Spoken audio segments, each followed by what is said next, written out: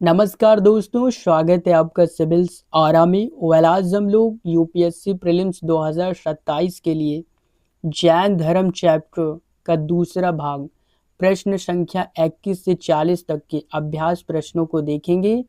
So without wasting any time let's started. तो question number 21, Jain तीर्थंकरों और उनके प्रतीक चिन्हों के संदर्भ में निम्नलिखित युग्मों पर विचार कीजिए। ऑप्शन स्टेटमेंट 1 है ऋषभ देव, जिन्हें आदिनाथ कहा जाता है। उनका प्रतीक चिन्ह वृषभ, और नेमिनाथ, जिनका प्रतीक चिन्ह और शंख। और स्टेटमेंट 3 पार्श्वनाथ, जिनका प्रतीक चिन्ह सर्प। अब हम लोग देखेंगे इनमें से कौन सा ऑप्शन राइट हो सकता है।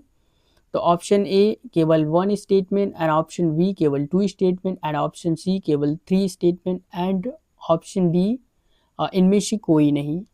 तो इसका राइट आंसर है ऑप्शन सी। अब हम लोग इसके एक्सप्लेनेशन को देखेंगे। तो प्रत्येक तीर्थंकरों की पहचान उनके विशिष्ट प्रतीकों से होती है। ऋषभ देव का वृषभ, और पार्श्वनाथ का सांप और सर्प, और महावीर स्वामी का सिंह है। नेमिनाथ और अरष्टी नेमी, 22वें तीर्थंकर अरष्टी नेमी का प्रतीक शंख है, जिन्हें हिंदू ग्रंथों में भगवान विष्णु का समकालीन या भाई माना गया है।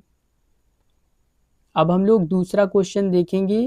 क्वेश्चन नंबर 22, जैन संघ और महावीर के मुख्य शिष्यों के संदर्भ में निम्नलिखित कथनों पर विचार कीजिए। स्टेटमेंट 1 है महावीर स्वामी ने अपने सिद्धांतों के प्रचार के लिए 11 मुख्य शिष्य नियुक्त किए थे। और स्टेटमेंट 2 है महावीर के जीवन काल में ही सभी 11 शिष्यों की मृत्यु हो चुकी थी, और सुधर्मन और जैन संघ के प्रथम अध्यक्ष बने।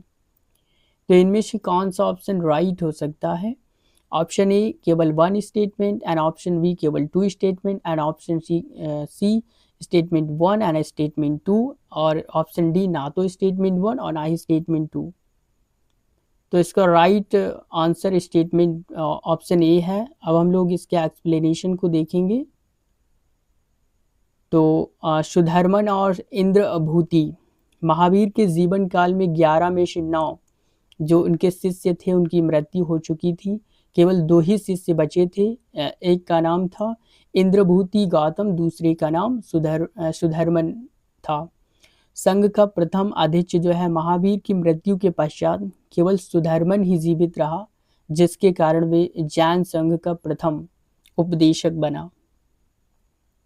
अब हम लोग क्वेश्चन नंबर 23 को देखेंगे। प्राचीन भारतीय इतिहास के साहित्यिक स्रोतों के रूप में प्रसिद्ध जैन आगम ग्रंथों के संदर्भ में निम्नलिखित कथनों पर विचार करना है। तो स्टेटमेंट 1 है जैन ग्रंथ भगवती सूत्र में पहली बार जो है बौद्ध ग्रंथ अंगुत्तर निकाय की भांति 16 महाजनपदों की सूची प्राप्त होती है।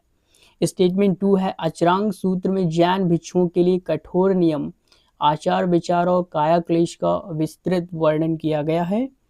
तो इसका कौन सा ऑप्शन राइट हो सकता है। ऑप्शन ए केवल 1 स्टेटमेंट, एंड ऑप्शन बी केवल 2 स्टेटमेंट, एंड ऑप्शन सी केवल statement 1 and statement 2, and option D ना तो स्टेटमेंट 1 और ना ही स्टेटमेंट 2। तो इसका राइट आंसर है स्टेटमेंट सी। अब हम लोग इसके एक्सप्लेनेशन को देखेंगे। तो भगवती सूत्र का महत्व, इनमें भगवती सूत्र में जो है महाजनपदों की सूची के साथ साथ महावीर स्वामी की जीवन और अन्य समकालीनों के साथ इनके संबंधों का विस्तृत विवरण दिया गया है। अचरांग सूत्र का महत्व ये है कि ये जैन धर्म का प्राचीनतम अंग है, जो कि भिक्षुओं के लिए कठोर दैनिक नियमों, अहिंसा की कड़े नियमों और तपस्या की जीवन पद्धति को स्थापित करता है। अब हम लोग क्वेश्चन नंबर 24 देखेंगे। प्राचीन भारत में जैन धर्म के प्रसार और शिक्षण प्रस्थान के संदर्भ में निम्नलिखित कथनों पर विचार करना है। स्टेटमेंट 1 है मगध में भयंकर अकाल के समय स्थूल भद्र के नेतृत्व में जैन भिक्षुओं का एक समूह दक्षिण भारत की भारत के श्रवण बेलगोला चला गया था। और स्टेटमेंट 2 है भद्रबाहु के नेतृत्व में मगध में ही रुके रहने वाले भिक्षुओं ने वस्त्र धारण करना शुरू किया और वे श्वेतांबर कहलाए। तो इसका राइट स्टेटमेंट ऑप्शन डी है, ना तो स्टेटमेंट 1 और ना ही स्टेटमेंट 2। अब हम लोग इसका एक्सप्लेनेशन देखेंगे। तो भद्रबाहु का दक्षिण गमन। अकाल के समय भद्रबाहु के नेतृत्व में जैनियों का समूह दक्षिण गया था, जो कि नग्न रहने की प्रथा के कारण दिगंबर कहलाए गए।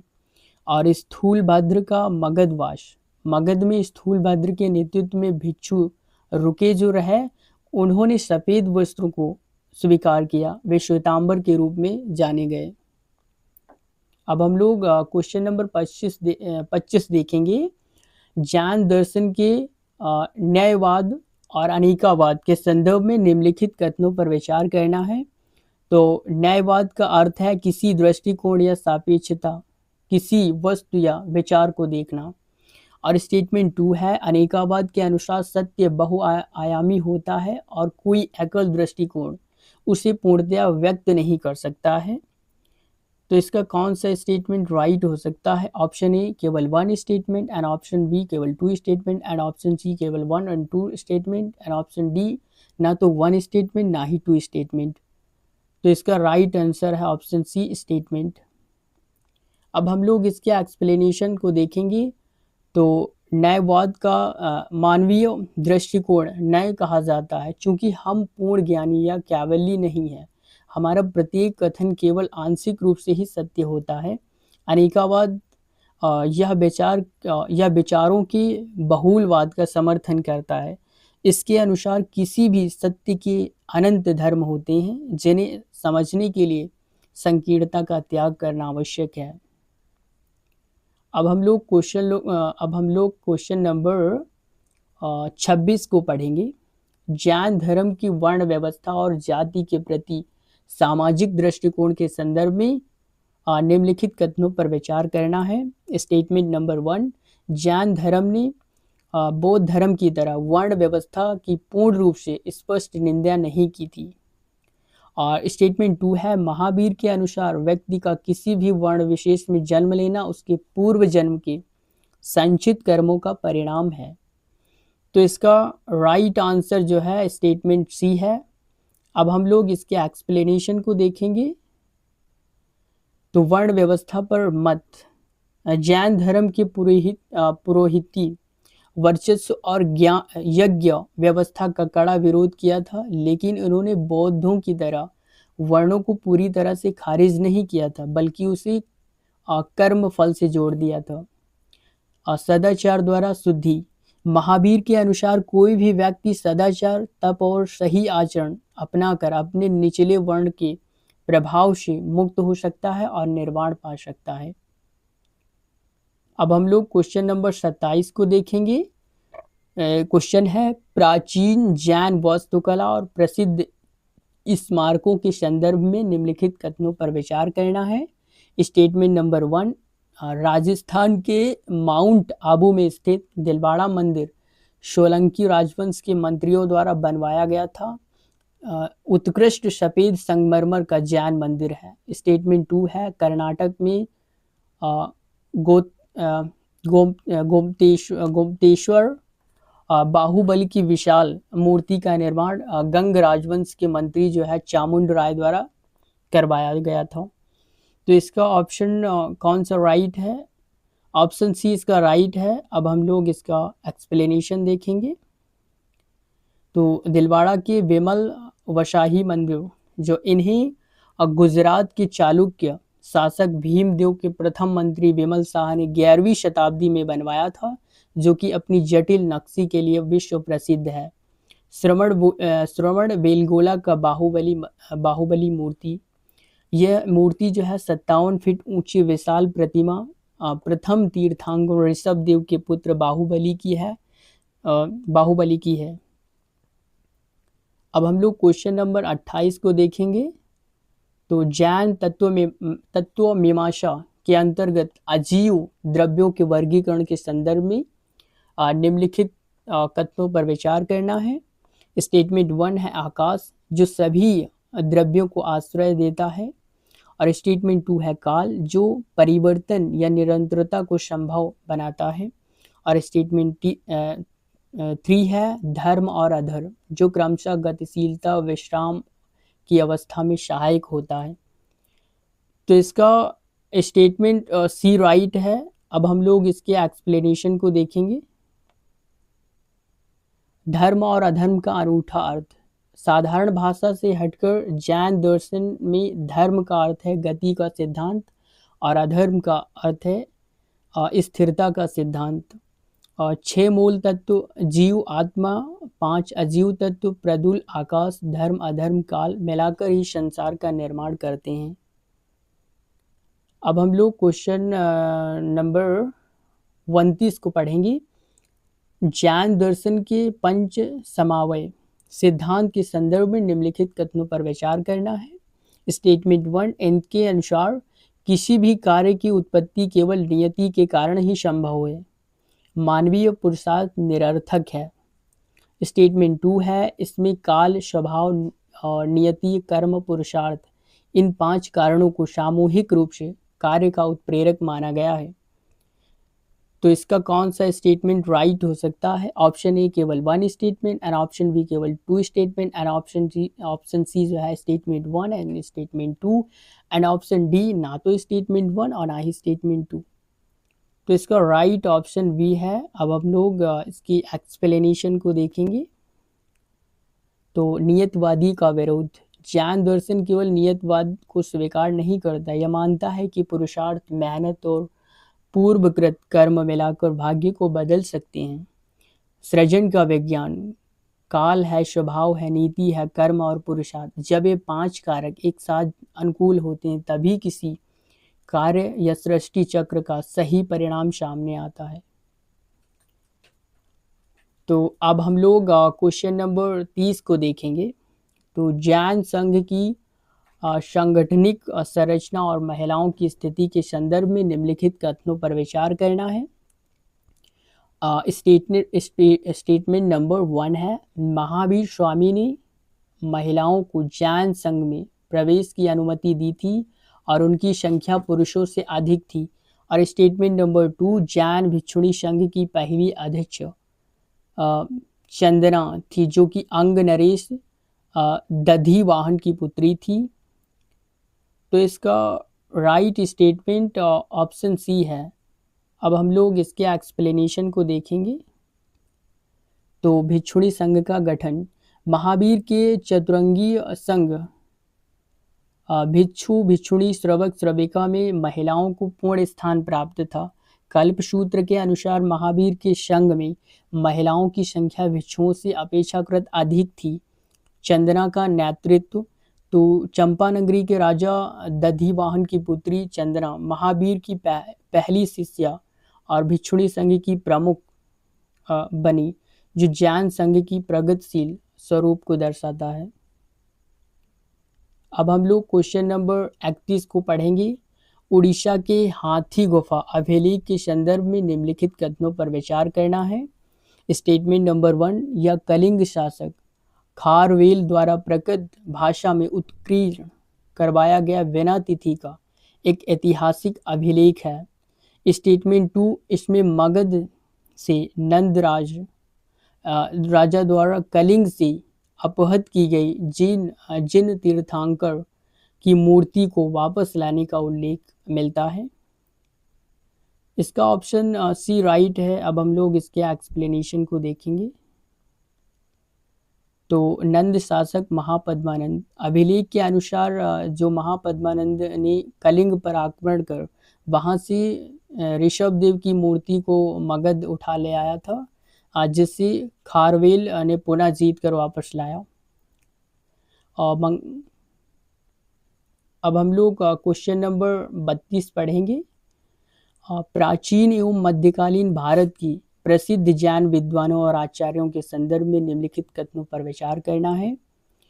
स्टेटमेंट नंबर 1 हरिभद्र शूरी एक महान श्वेतांबर जैन आचार्य थे, जिन्होंने षट दर्शन समुच्चय नामक प्रसिद्ध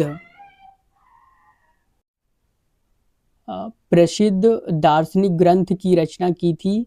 और स्टेटमेंट नंबर 2, जैन आचार्य सिद्धसेन दिवाकर ने जैन न्याय शास्त्र को तर्क संगत बनाने के लिए सम्मति तर्क की रचना की थी।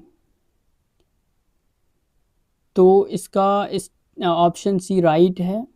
अब हम लोग इसके एक्सप्लेनेशन को देखेंगे। तो षट दर्शन समुच्चय आचार्य हरिभद्र सूरी ने भारतीय दर्शन की 6 प्रणालियों का निरपेक्ष रूप से विश्लेषण करने वाला प्रथम संकलन ग्रंथ लिखा था।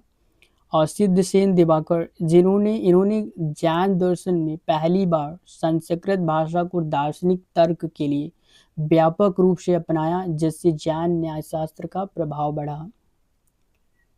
अब हम लोग क्वेश्चन नंबर 33 पढ़ेंगे। महाराष्ट्र में स्थित एलोरा की गुफाओं के संदर्भ में निम्नलिखित कथनों पर विचार करना है।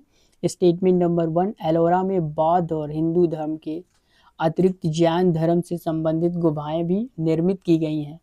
और स्टेटमेंट नंबर 2, गुफा संख्या 30 से 34 तक जैन गुफाएं हैं, जिनमें इंद्र सभा नामक गुफा सबसे प्रसिद्ध है। तो इसका राइट ऑप्शन सी है। अब हम लोग इसके एक्सप्लेनेशन को देखेंगे। तो इंद्र सभा गुफा 32 यह 2 मंजिला शानदार गुफा है, जिसमें सुंदर कलाकृत खंभे, महावीर स्वामी और बाहुबली की विशाल मूर्तियां खुदी हुई हैं। यह राष्ट्रकूट काल की कला को दर्शाती है। समन्वय की कला एलोरा की कुल 34 गुफाओं में बौद्ध से 1 से 12 गुफा और हिंदू 13 से 29 और जैन 30 से 34 गुफाएं प्राचीन काल की धार्मिक सहिष्णुता का अनूठा प्रमाण है।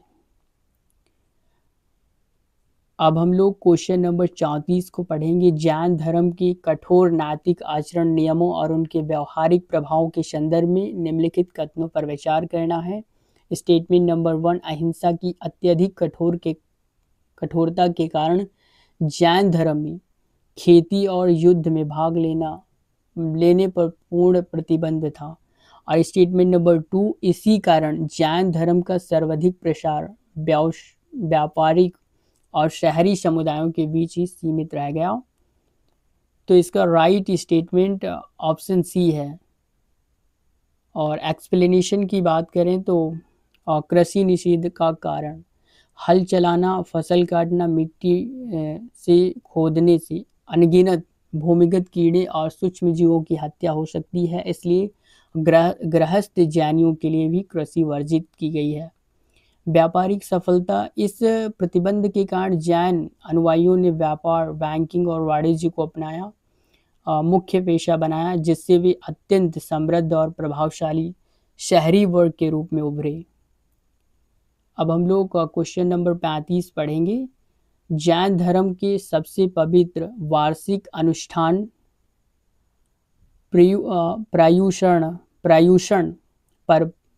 पर्युषण पर्व के संदर्भ में निम्नलिखित कथनों पर विचार करना है। तो पर्युषण पर्व के अंतिम दिन को संवत्सारी कहा जाता है, जो क्षमा और आत्मा शुद्धि का एक दिन होता है। स्टेटमेंट नंबर 2, इस अवसर पर मिच्छामी धुमक्कर कहकर जाने अनजाने में पहुंचाए कष्टों के लिए सभी से क्षमा याचना की जाती है। तो इसका राइट स्टेटमेंट ऑप्शन सी है। अब हम लोग इसके एक्सप्लेनेशन की बात करें तो मिच्छामी धुमक्कर यह प्रकृत भाषा का शब्द है, जिसका शाब्दिक अर्थ है मेरे द्वारा किए गए बुरे कर्म या अनिष्ट भाव निष्फल हो जाएं या शत्रुता मिटने का बेजोड़ पर्व है। आत्मनिरीक्षण काल तो पर्युषण के दिनों में जैन अनुयायी व्रत, उपासना और शास्त्रों के पाठ पाठन द्वारा अपनी आंतरिक विकारों को शांत करने का प्रयास करते हैं। क्वेश्चन नंबर 36, जैन धर्म के प्रसिद्ध मध्यवर्तीय संप्रदाय यापानी के संदर्भ में निम्नलिखित कथनों पर विचार करना है। स्टेटमेंट नंबर 1, यह संप्रदाय श्वेतांबर और दिगंबर दोनों संप्रदाय के सिद्धांतों के बीच एक पुल के रूप में कार्य करता है। स्टेटमेंट नंबर 2, ये लोग दिगंबर संप्रदाय की भांति नग्न रहते हैं, परंतु श्वेतांबरों की तरह स्त्रियों के मोक्ष और श्वेतांबर ग्रंथों की प्रामाणिकता को मानते हैं। तो इसका राइट आंसर ऑप्शन सी है। और एक्सप्लेनेशन की बात करें तो उत्पत्ति और प्रभाव। इस संप्रदाय का उद्भव दक्षिण भारत के मुख्यतः कर्नाटक में हुआ था। इस संप्रदाय मध्यकालीन राष्ट्रकूट और चालुक्य काल में काफ़ी प्रभावी रहा, बाद में धीरे धीरे दिगंबरों में समाहित हो गया। और सांस्कृतिक महत्व की बात करें तो जापानी संप्रदाय ने जैन धर्म की कट्टरता को कम कर बौद्धिक और व्यवहारिक स्तर पर उदारवादी सिद्धांतों को बढ़ावा दिया है। क्वेश्चन नंबर 37, कर्नाटक के श्रवण बेलगोला में आयोजित होने वाला महामस्तकाभिषेक उत्सव के संदर्भ में निम्नलिखित कथनों पर विचार करना है। यह प्रत्येक वर्ष 12 वर्षों के अंतराल आयोजित होने वाला जैन धर्म का एक अत्यंत महत्वपूर्ण भव्य महाउत्सव है।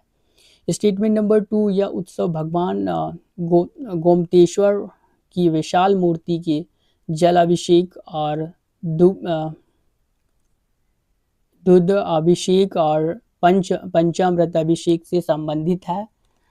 तो इसका ऑप्शन सी राइट है। और एक्सप्लेनेशन की बात करें तो गोमतेश्वर बाहुबली मूर्ति श्रवण बेलगोला में विंध्यसगिरी पहाड़ी पर स्थित गोमतेश्वर की प्रतिमा है। वास्तुकला की एक महान धरोहर है। अभिषेक की सामग्री हजारों कलशों, केसर, हल्दी, सोना, चांदी के सिक्के, दूध और गन्ने का रस, चंदन के लेप से प्रतिमा जो है उसका दिव्य अभिषेक किया जाता है। अब क्वेश्चन नंबर 38, जैन दर्शन में सम्यक दर्शन के अंतर्गत वर्णित पंच समिति और 3 गुप्ती के संदर्भ में निम्नलिखित कथनों पर विचार करना है।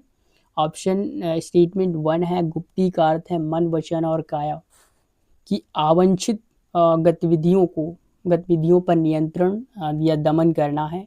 और स्टेटमेंट 2 है, समिति का अर्थ है दैनिक जीवन की प्रवृत्ति जैसे चलना, बोलना, भोजन ग्रहण करना के प्रति सचेत या जागरूक रहना। इसका जो ऑप्शन सी है राइट है। और एक्सप्लेनेशन की बात करें तो 3 गुप्ती जैसे मनोगुप्ती है, वचन गुप्ती है, काया गुप्ती है और आत्मा की सुरक्षा कवच है। ये जो है 5 समितियां हैं। ईर्षा समिति है, भाषा समिति है, ऐषणा समिति है, अदान निष्पेक्ष समिति है और उत्सर्ग समिति है। अब हम लोग क्वेश्चन जो है 39वां क्वेश्चन पढ़ेंगे। जैन दर्शन में कर्मों की क्षय और निवारण की प्राप्ति के मार्ग के संदर्भ में निम्नलिखित कथनों पर विचार करना है। आत्मा से पूर्व संचित कर्मों के क्रमिक विनाश की प्रक्रिया को जैन दर्शन में निर्जरा कहा गया है। और स्टेटमेंट 2 है, कठोर उपवास, तपस्या और कायाकल्प निर्जरा प्राप्त करने से सबसे प्रमुख साधन है। तो इसका ऑप्शन सी राइट है। निर्जरा 2 प्रकार की होती है। समय आने पर कर्मों का स्वतः नष्ट होना और तपस्या द्वारा समय से पहले कर्मों को जबरन नष्ट करना।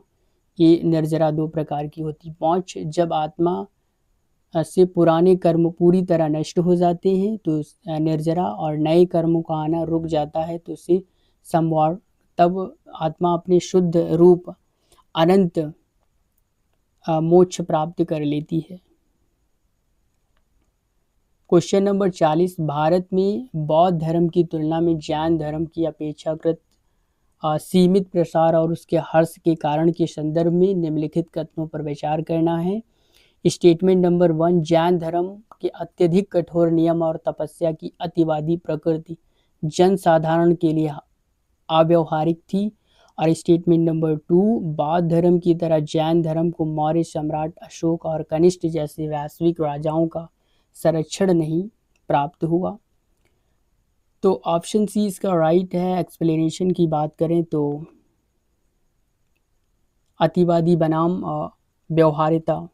बुद्ध ने मध्यम मार्ग को सामान्य जनता ने आसानी से अपनाया, जबकि जैन धर्म की अतिशय अहिंसा और नग्न रहने वाली कठोर शर्तें गृहस्थों के लिए अत्यंत कठिन थी।